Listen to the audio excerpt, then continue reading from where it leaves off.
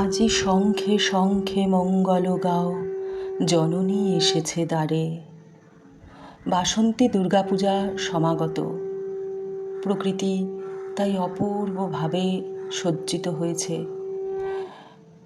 রূপে রসে গন্ধে বর্ণে কোকিল কূজনে চারিদিক মুখরিত মা আসছেন বলে। আমরা পাঠ করছিলাম ভগিনী নিবেদিতার লিখিত the cradle tales of Hinduism গ্রন্থের বঙ্গানুবাদ পুরাণের গল্পগাথা বইটি থেকে।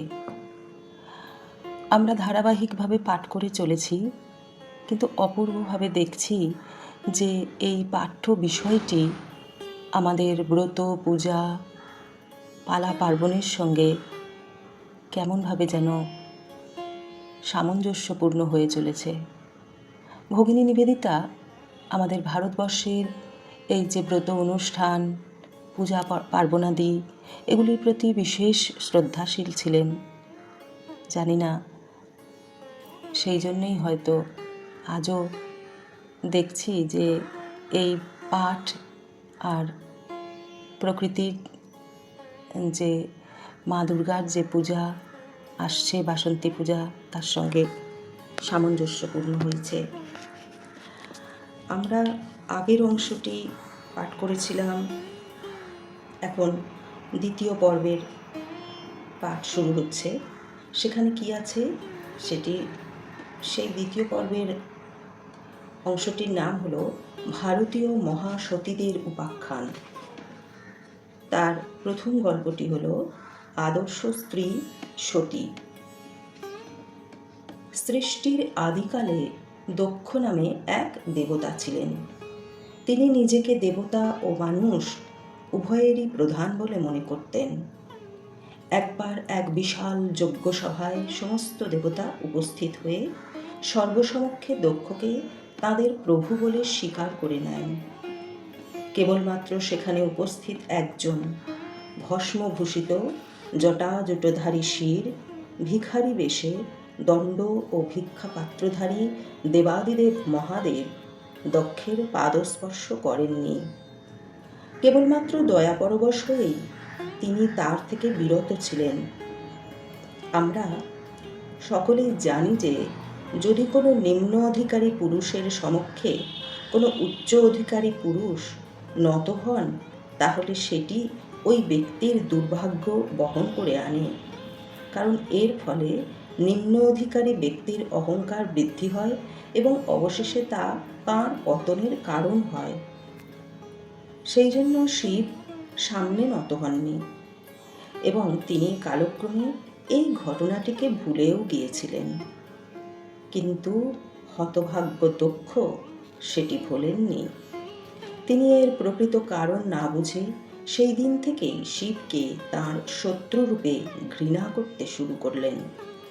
দক্ষরাজের অনেকগুলি কন্যা ছিলেন। তাদের সকলেরই বিবাহ হয়ে গিয়েছিল। কেবলমাত্র সর্বকনিষ্ঠা কন্যাটির বিবাহ তখনও হয়নি। তিনি সর্বগুণ সম্পন্না ছিলেন বলে তাকে সতী বলা হতো। সতী শব্দের অর্থ হলো শুদ্ধ। সতীর সমস্ত অন্তরটি নিবেদিত ছিল মহাদেবের অর্চনায়।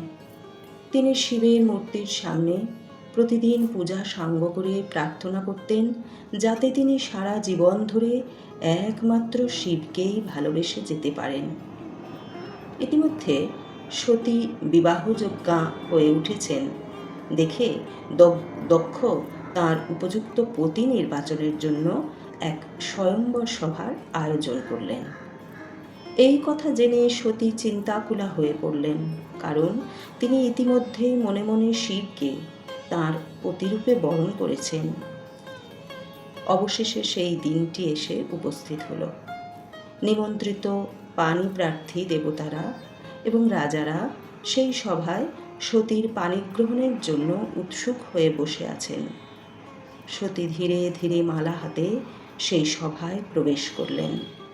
সেখানে দেবতা এবং রাজাদের চিনতে তার অসুবিধা হলো না। দেবতাদের দেহ জ্যোতির্ময় এবং তার কোনো ছায়া পড়ে না।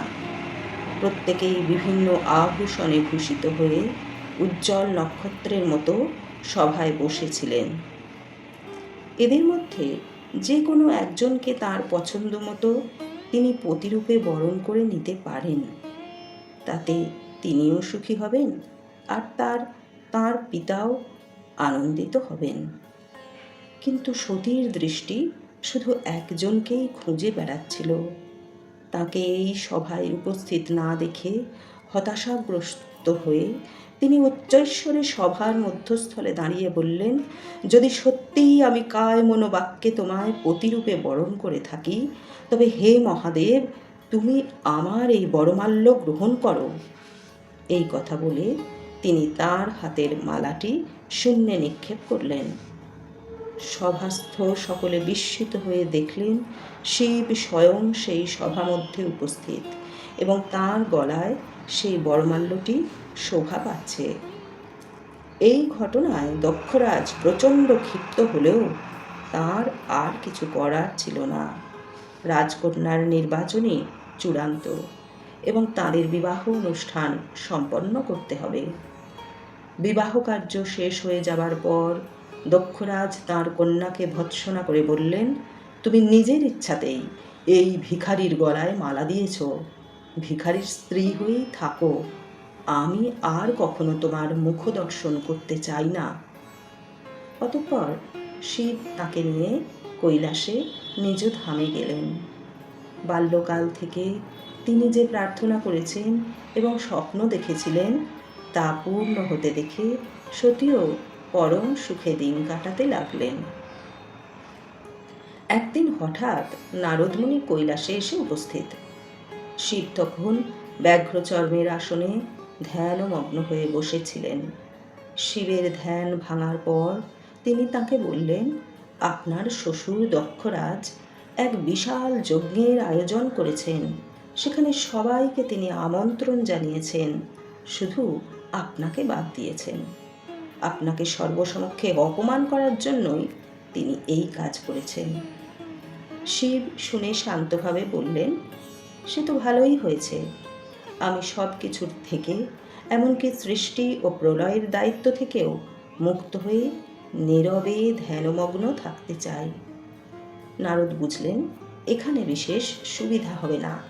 তিনি তখন এই সংবাদটি সতীকে দিলেন। শোনার সঙ্গে সঙ্গেই সতীর ভিতরে স্ত্রী জাতিসুলভ কৌতূহল জেগে উঠল। তিনি নারদের কাছ থেকে বিস্তারিতভাবে যজ্ঞের প্রস্তুতি সম্বন্ধে, কাদের নিমন্ত্রণ করা হয়েছে, আয়োজন কিভাবে হচ্ছে, সে সব কিছুর বিষয়ে হাজারো প্রশ্ন করে খুঁটিনাটি জেনে নিলেন এবং সবশেষে আমি কিন্তু অবশ্যই যাব এই কথা বলে অনুমতির জন্য তার পতির দিকে তাকালেন। নারদ বুঝলেন বিষয়টি এবার গুরুতর হয়ে উঠেছে। তিনি দ্রুত সেখান থেকে অন্তর্হিত হলেন। শিব ও সতী এখন কৈলাসে মুখোমুখি। সতী শিবের কাছে ওই যজ্ঞানুষ্ঠানে যাওয়ার জন্য অনুমতি চাইলে তিনি বললেন, তোমার পিতা তো তোমাকে নিমন্ত্রণই করেননি। তার উত্তরে সতী বললেন, পিত্রালয়ে যেতে মেয়েদের কি অনুমতি লাগে? শিব বললেন, ঠিকই, কিন্তু সেখানে তোমার কখনোই যাওয়া উচিত নয়। সেখানে গিয়ে তোমাকে যে প্রচণ্ড অপমান ও লাঞ্ছনার মধ্যে পড়তে হবে, সে কথা ভেবেই আমি তোমাকে যেতে বারণ করছি। শিব সতীকে বারংবার বারণ করতে লাগলেন। সতী তখন ক্রুদ্ধ হয়ে শিবকে তাঁর স্বরূপ দেখাবার জন্য একের পর এক ঐশী রূপ প্রদর্শন করতে লাগলেন। কখনো তিনি সিংহপৃষ্ঠে দণ্ডায়মানা জগদীশ্বরী পালনকর্ত্রী দশভুজা দুর্গা রূপ ধারণ করলেন। আবার পরক্ষণেই সংহার রূপিণী ভীষণা কালী রূপ ধারণ করলেন।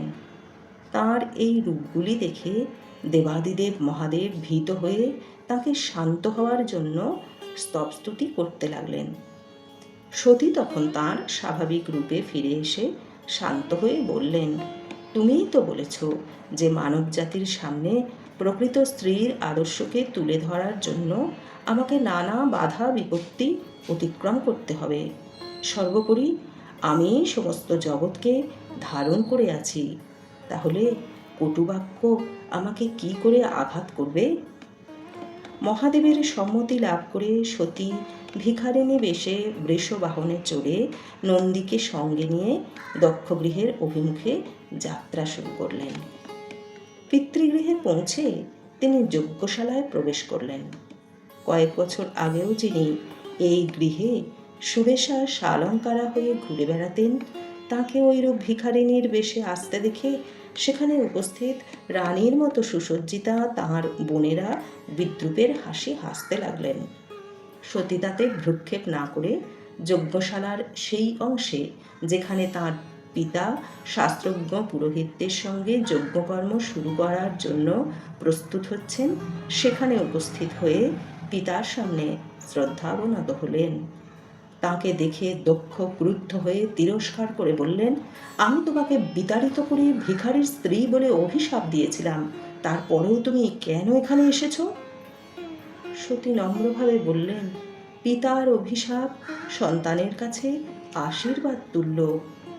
এর উত্তরে দক্ষ ক্রোধে অধীর হয়ে শিবকে ভিখারি, শয়তান, কন্যা অপহারক ইত্যাদি নানা কটুবাক্য বলতে লাগলেন। সতীর মুখমণ্ডল রাঙা হয়ে উঠল, তাকে অপরূপ দেখাতে লাগলো। গরিমাময় ভঙ্গিতে তিনি এক হাত তুলে দক্ষকে থামতে বলে তাকে বললেন, সতীসাধ্যে স্ত্রীর কখনোই প্রতিনিন্দা শোনা উচিত নয়। যে কর্ণের দ্বারা আমি এই নিন্দাবাক্য শুনেছি তার জন্মসূত্রে তোমারই দেওয়া শরীরের অংশ। এই নিন্দাবাক্য শোনার পর আমি আর সেই শরীর রাখতে চাই না, তা আমি তোমাকেই ফিরিয়ে দিলাম। এই কথা বলার সঙ্গে সঙ্গে তার নিষ্প্রাণ দেহ দক্ষের পায়ের কাছে ভুলুণ্ঠিত হলো। উপস্থিত সকলে এই ঘটনায় শিহরিত হয়ে উঠল। দক্ষ তার কথার এই পরিণাম দেখে হতবাক হয়ে গেলেন। নন্দী এই সংবাদ কৈলাসে মহাদেবকে দিতে যাওয়ার আগে সভায় দাঁড়িয়ে দক্ষকে বলে গেল, তোমার এই কৃতকর্মের পরিণাম থেকে যদি রক্ষা পাও, তাহলে তোমার দেহে ছাগমুণ্ড শোভা পাবে। কৈলাসে ধ্যানমগ্ন শিব এই সংবাদ শোনা মাত্রই শোকে দুঃখে অধীর হয়ে উঠলেন। তাঁর ক্রোধ চরমে পৌঁছালো। তিনি তার জটাজাল থেকে একটি কেশ নিয়ে সেটি ভূমিতে ফেলা মাত্র তার থেকে এক ভীষণ রাক্ষস সৃষ্টি হলো। তাকে তিনি সেনাপতি করলেন, আর তাঁর জটাজালের সৃষ্টি হলো ভীষণ সব সেনা। শিব তাঁর সেই বিশাল সৈন্যদল নিয়ে দক্ষগৃহে উপস্থিত হলেন। তারা দক্ষের প্রাসাদ ধ্বংস করে তাঁর শিরশ্ছেদ করল। শিব কোনো দিকে না তাকিয়ে সতীর নিষ্প্রাণ দেহটি কাঁধে নিয়ে শান্তভাবে ফিরে চললেন। এমন সময় এক নারী তাঁর পদতলে পড়ে অশ্রু বিসর্জন করতে করতে তাঁর পদবন্দনা করতে লাগল। তাঁর সেই কান্নার শব্দ শিবের কানে গেল এবং তিনি তাঁর পরিচয় জিজ্ঞাসা করলে সেই নারী উত্তর দিলেন, আমি সতীর মা। শিব তাকে তিনি কি চান জিজ্ঞাসা করলে তিনি তাঁর স্বামী দক্ষের জীবন ভিক্ষা চাইলেন। শিব তাঁর প্রাণদান করলেও তাঁর ছিন্ন মুণ্ডটি কোথাও খুঁজে পাওয়া গেল না। তখন শিবের অনুচরদের মধ্যে একজন যজ্ঞে বলি দেওয়া একটি ছাগের মুণ্ড নিয়ে এসে তার মাথায় বসিয়ে দিলেন। নন্দীর কথাই সত্য হলো, দক্ষ জীবিত থাকলেন, কিন্তু ছাগ মুণ্ড হয়ে। শিব সতীর দেহটি কাঁধে নিয়ে শোকে উন্মত্ত হয়ে পৃথিবী পরিক্রমা আরম্ভ করলেন। তার চোখ দিয়ে অনল বর্ষিত হতে লাগলো, আর পদভারে পৃথিবী কম্পিত হতে লাগলো। তখন ভগবান বিষ্ণু সৃষ্টিকে রক্ষার জন্য তাঁর সুদর্শন চক্র দিয়ে সতীর দেহটিকে ছিন্ন করে দিলেন। সতীর দেহকে সম্পূর্ণরূপে ছিন্ন করতে তাঁর 52 বার সুদর্শন চক্র দ্বারা আঘাত করতে হয়েছিল। শিব যখন তাঁর কাঁধের উপর সতীর দেহটিকে আর দেখতে পেলেন না, তখন কৈলাসে ফিরে গিয়ে আবার ধ্যানমগ্ন হলেন। সতী কিভাবে পুনরায় হিমালয়ের কন্যা উমারূপে জন্মগ্রহণ করে শিবকে পাওয়ার জন্য সাধনা করেছিলেন, এবং শিব কিভাবে মদনকে ভস্ম করেছিলেন সেসব কাহিনী কবি কালিদাস তাঁর কুমার সম্ভব কাব্যে লিখে গেছেন। ওম শান্তি শান্তি শান্তি হরি ওম।